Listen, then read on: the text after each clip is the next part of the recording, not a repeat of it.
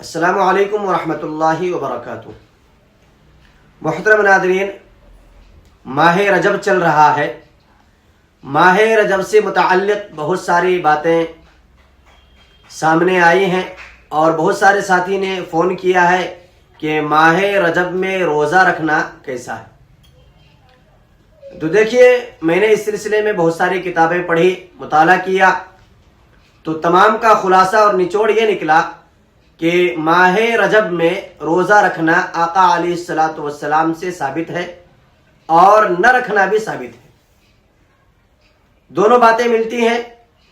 آقا علیہ الصلوۃ والسلام ماہ رجب میں اتنا روزہ رکھتے تھے کہ حضرات صحابہ کرام رضوان اللہ تعالی علیہم اجمعین کو یہ اندیشہ ہونے لگتا تھا کہ آقا علیہ الصلوۃ والسلام مسلسل روزہ رکھیں گے، اور جب چھوڑتے تو ایسا محسوس ہوتا تھا کہ کبھی روزہ ہی نہیں رکھیں گے۔ تو دونوں باتیں منقول ہیں اور دونوں باتیں ثابت ہیں۔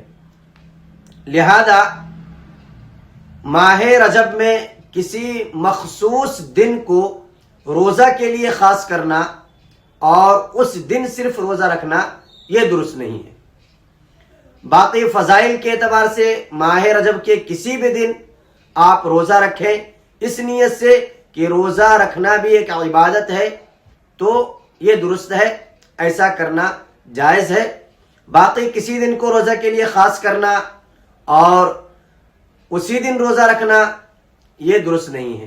جیسا کہ عام طور پہ عوام الناس 27 رجب المرجب کو عوام کا ایک بہت بڑا طبقہ روزہ رکھتا ہے اور اس روزے کا نام ہزاری روزہ نام دیتا ہے، تو یہ تمام چیزیں بدعات میں شمار ہے۔